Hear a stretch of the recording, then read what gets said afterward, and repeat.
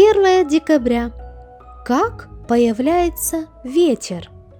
Несется ветер на юг, поворачивает на север, кружит он, кружит. Библия, Екклесиаст 1:6. На улице была метель. Дул сильный северный ветер.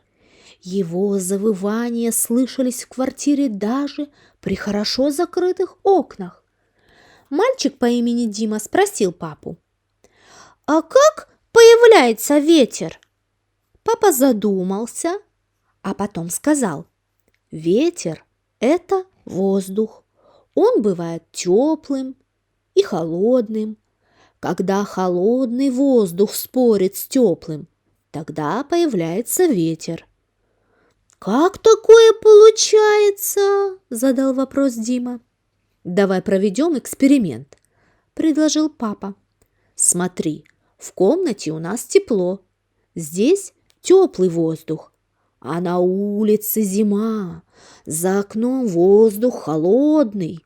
И если я сейчас открою окно, то холодный воздух начнет двигаться к нам в комнату и выталкивать воздух теплый.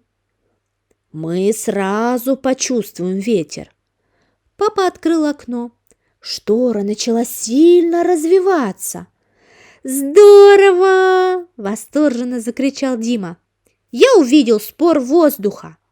«Давай-ка мы закроем окошко, сынок.